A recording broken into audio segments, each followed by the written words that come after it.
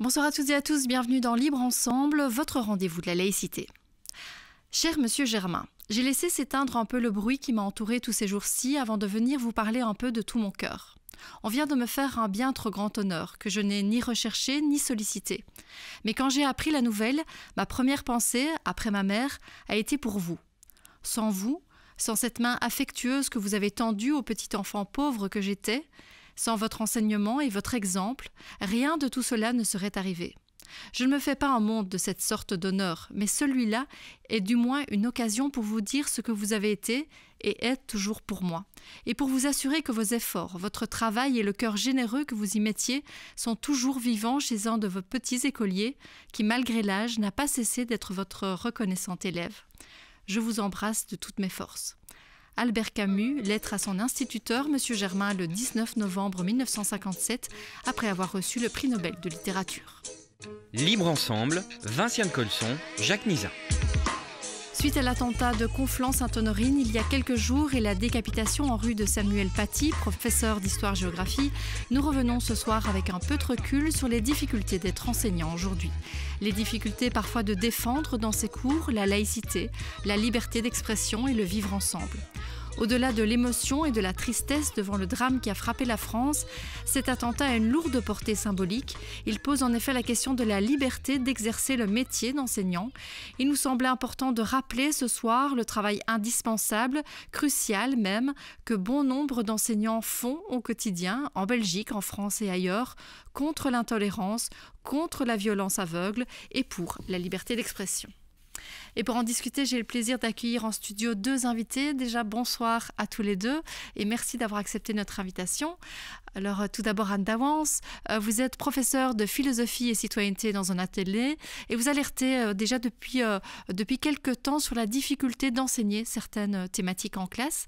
Et alors, Jean Leclerc, vous êtes professeur de philosophie à l'Université catholique de Louvain et par ailleurs administrateur du Centre d'action laïque. Et alors, on entendra aussi dans l'émission d'Anne Lecoq, qui est maître de conférence à l'école de santé publique de l'Université libre de Bruxelles, responsable académique aussi du certificat d'université en société et laïcité. Et lui aborde les questions éthiques dans ses cours liés à l'avortement, l'euthanasie notamment, et des sujets délicats parfois abordés, nous en parlera. Alors, Jean Leclerc, ce tragique événement rappelle finalement une fois de plus la nécessité d'être unis autour de valeurs communes, démocratiques, respectueuses des droits et des libertés de chacun. Oui, absolument. Et je vous remercie de consacrer une émission à ce sujet et à cette affaire d'une extrême gravité. La focalisation sur la crise sanitaire fait que, en réalité, en Belgique, nous n'en avons pas beaucoup parlé, alors que c'est une affaire qui est extrêmement grave et extrêmement sérieuse.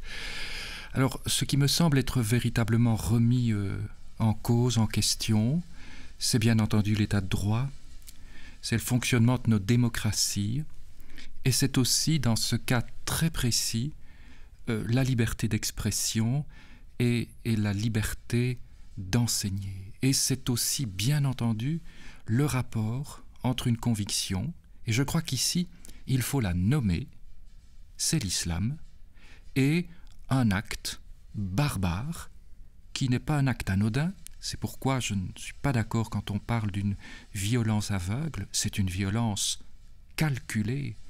Elle est particulièrement organisée. On voit qu'avec les premiers éléments de l'enquête, rien n'est laissé au hasard dans cette affaire.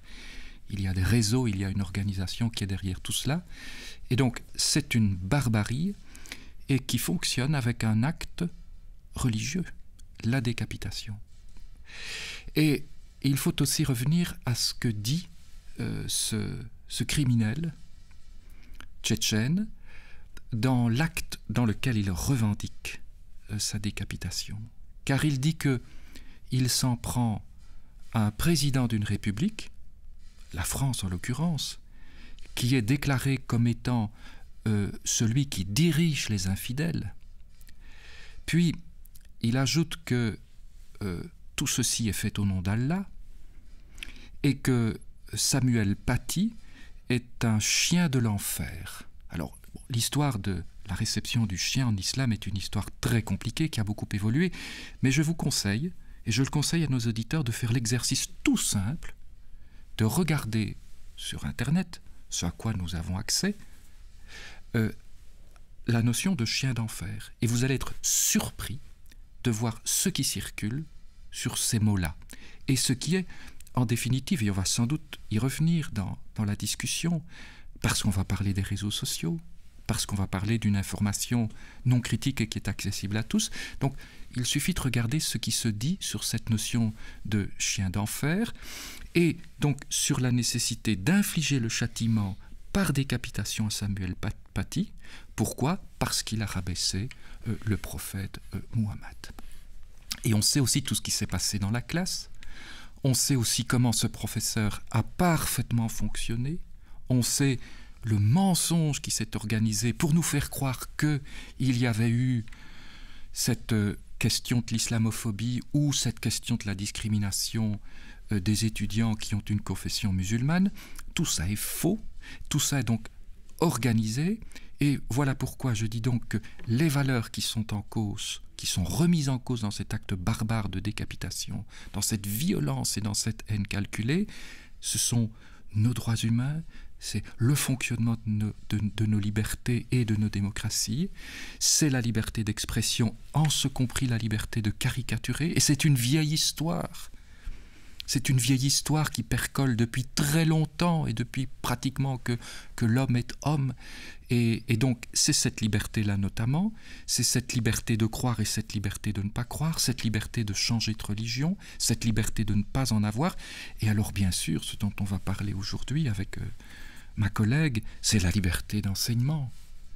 Et ce qu'il faudra donc faire maintenant, en plus du soutien à donner aux enseignants et aux enseignants que nous sommes, c'est de ne pas nous autocensurer et de continuer à faire ce travail avec les outils qui sont les nôtres, par exemple dans la Fédération Wallonie-Bruxelles, ce décret de neutralité, voilà, qui nous dit effectivement que oui, il y a la liberté d'expression et que l'on ne doit pas heurter l'élève sur le plan de ses convictions propres, et c'est là évidemment tout un travail qui est à faire, mais c'est à ça que nous allons devoir nous atteler avec ce drame terrible qui est arrivé en France et sur lequel, malheureusement, beaucoup ont fermé les yeux. Alors justement, on va vous donner la parole à Anne Douwans, donc vous êtes professeur de philosophie et de citoyenneté. Est-ce que vous constatez une difficulté d'aborder certains sujets avec vos élèves, quels que soient les sujets d'ailleurs, mais est-ce que vous la constatez vraiment sur le terrain ? Oui, je la constate sur le terrain, mais pas sur le point de vue religieux. J'ai donné cours dans différents athénés, dans différentes autres écoles secondaires également. Quand j'arrive dans certaines écoles, dans certaines classes, oui, les élèves dits musulmans parfois se mettent un petit peu en défensive.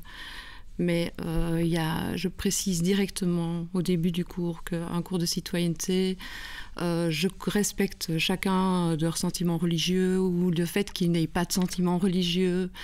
Et je tente de leur démontrer. Une fois qu'ils ont compris qu'effectivement, en tout cas, qu'ils ont une certaine confiance, je trouve on obtient des discussions vraiment très intéressantes. Alors parfois, effectivement, il y a des phrases qui sortent et qui démontrent leurs croyances, mais je l'ai aussi fait par rapport à d'autres élèves.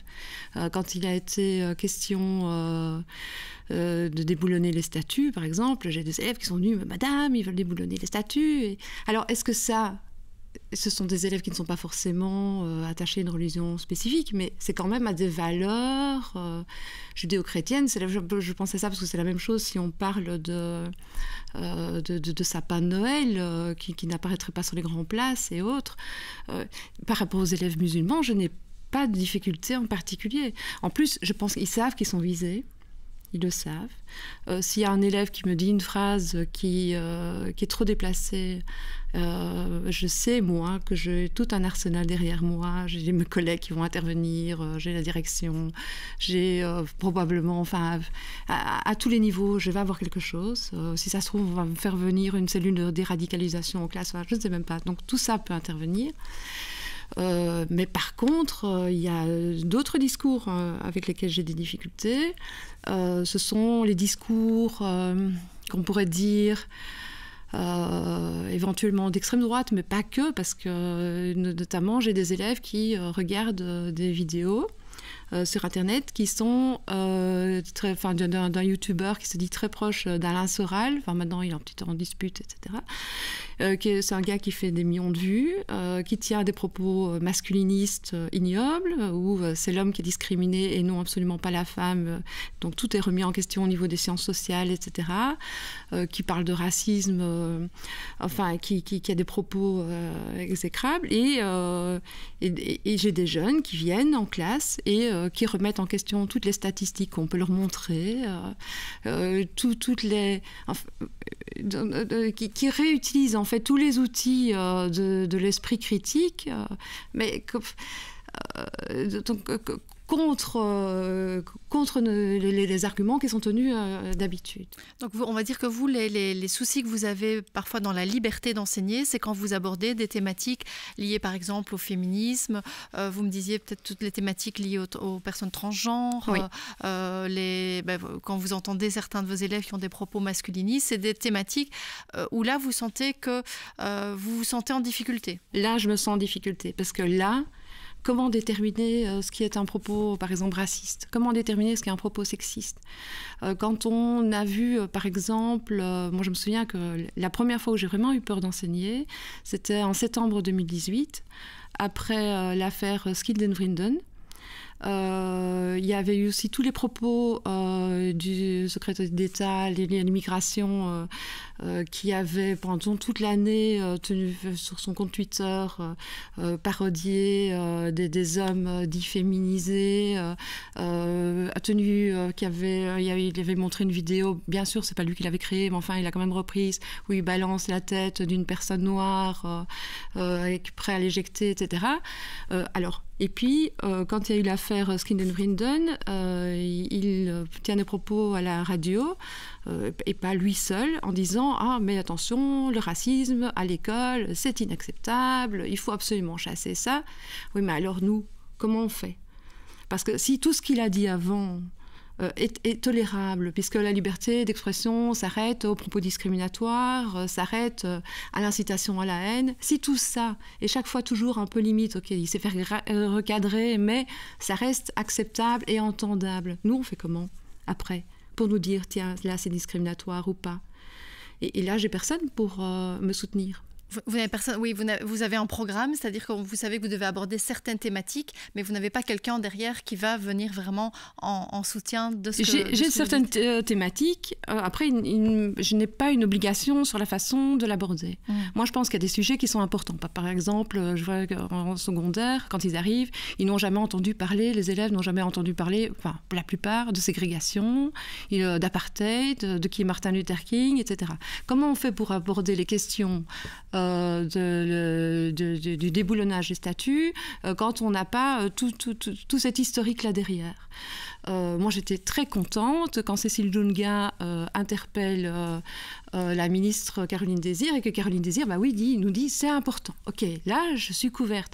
Est-ce que pour vous, Jean Leclerc, aujourd'hui, les professeurs sont déjà suffisamment formés pour aborder toute une série de thématiques liées par exemple à la liberté d'expression, et suffisamment outillés, suffisamment protégés finalement quand ils abordent ces thématiques-là?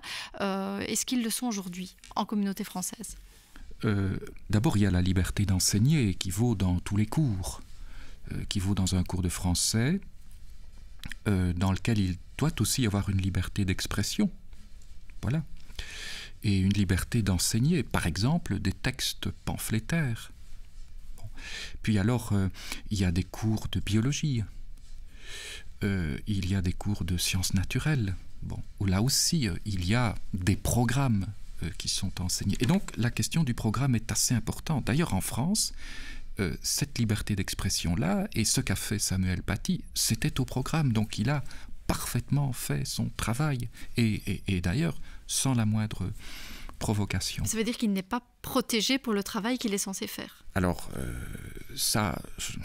la suite de l'enquête va nous le dire. Ce qui s'est passé dans ce collège nous allons le savoir, mais nous savons que quand cette liberté d'expression, et c'est pour ça que je suis revenu à la question des caricatures, car sur les réseaux sociaux, dont il nous faudra aussi parler, qu'est-ce qu'on dit? On dit que le professeur a montré un homme nu, et puis on l'accuse de pédopornographie, et donc il est convoqué devant sa direction. Et je dis ça aussi parce que ce qui m'a aussi fort intéressé, et puis on reviendra à l'école, c'est que du côté des plus hautes instances représentatives de la religion musulmane, et on sait que c'est très compliqué sur la sociologie de l'organisation de cette religion, cette fois les réactions sont tranchées.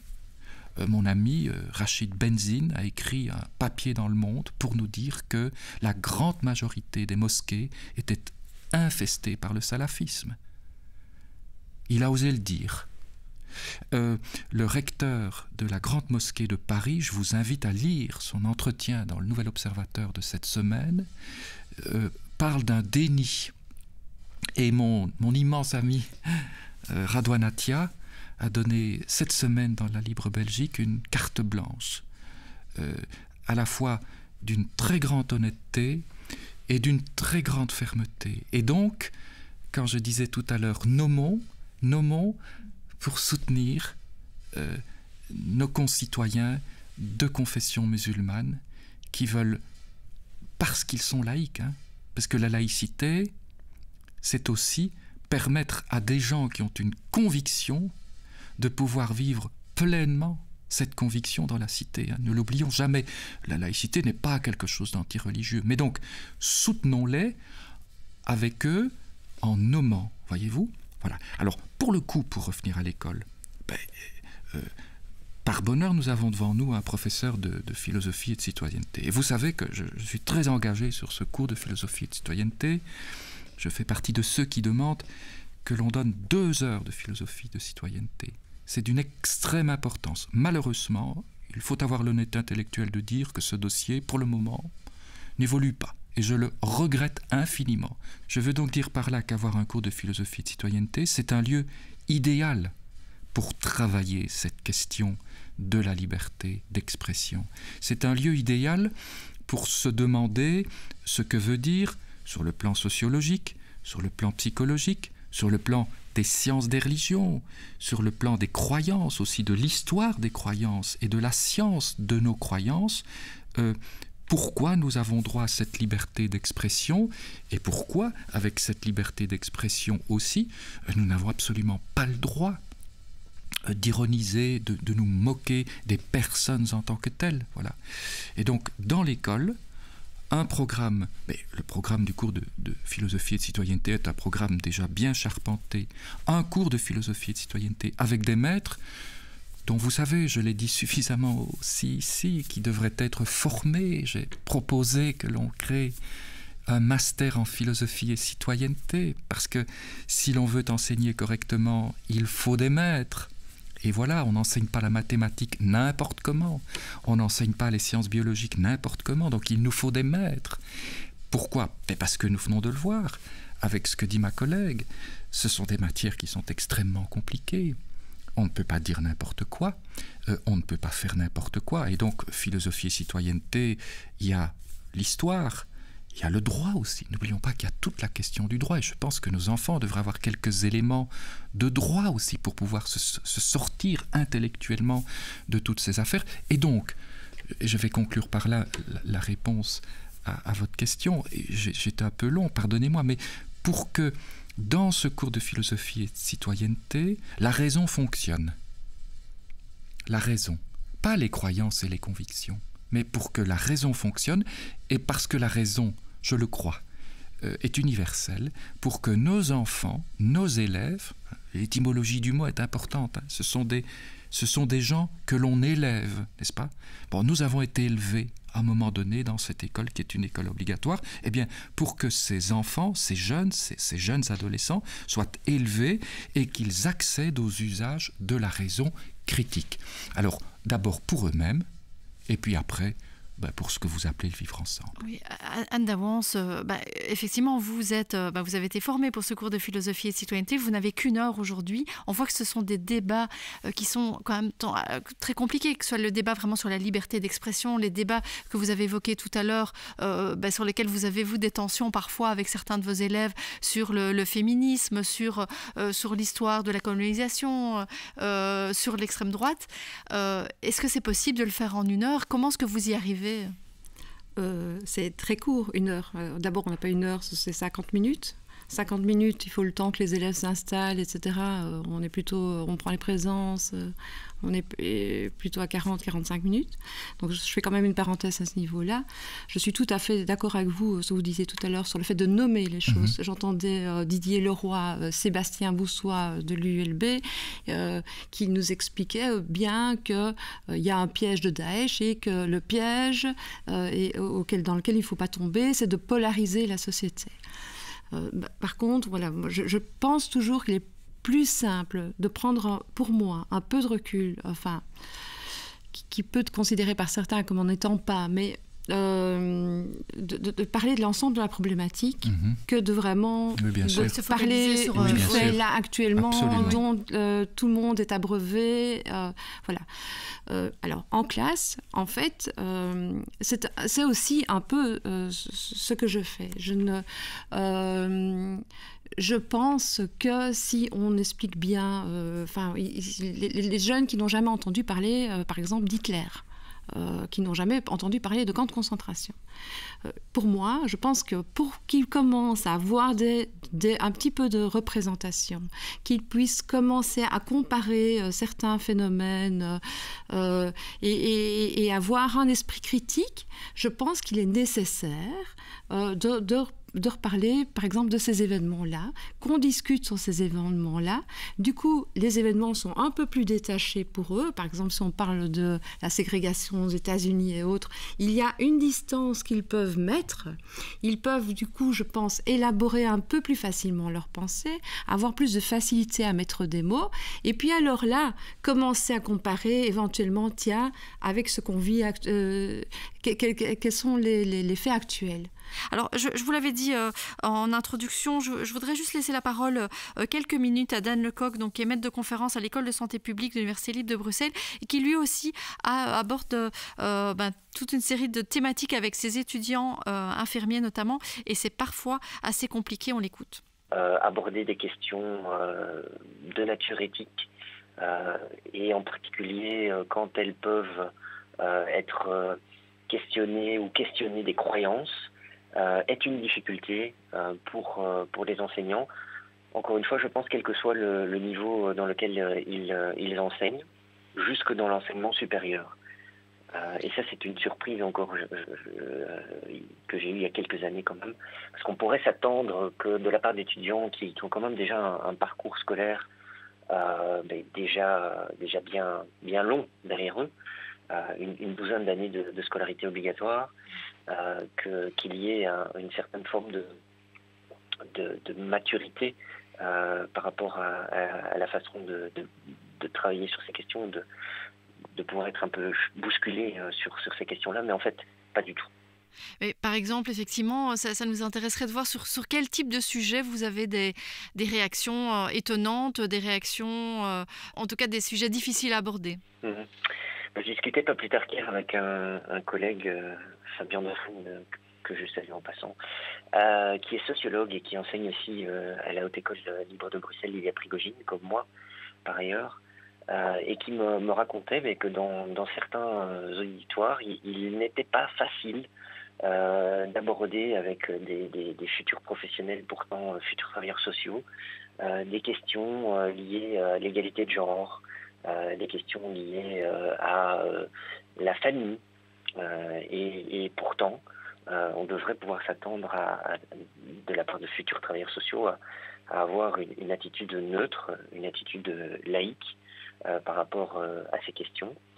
Et les croyances et les convictions personnelles de ces étudiants envahissent les auditoires et prennent le pas parfois sur le discours de l'enseignant, qui lui prône ces attitudes neutres et cette approche laïque des questions de santé et de travail social.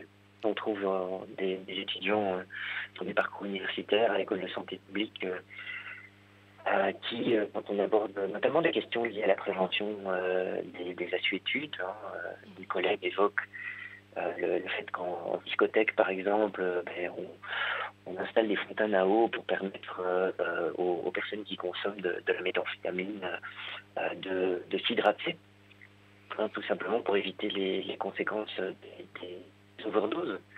Et on a des étudiants de master qui prennent la parole pour dire mais finalement ces gens sont des drogués, est-ce qu'on doit vraiment les aider? Vous voyez pourquoi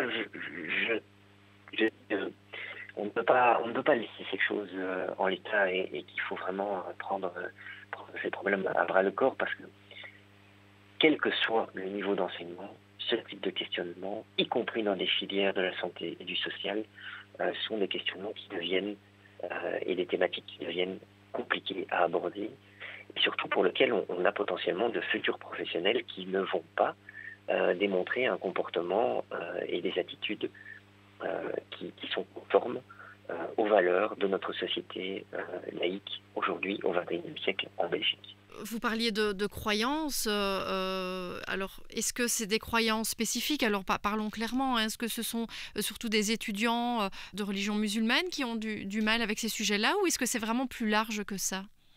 Je pense que c'est plus large. Je pense qu'effectivement, certains étudiantes de confession musulmane expriment ces sentiments.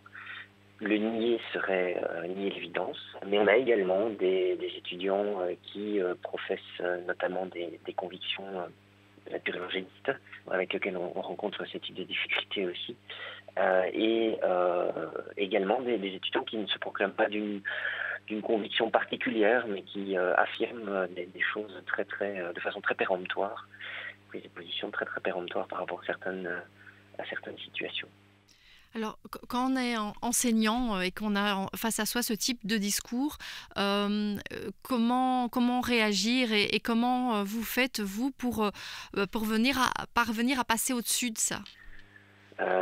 C'est un questionnement qui, pour moi, mérite d'être approfondi.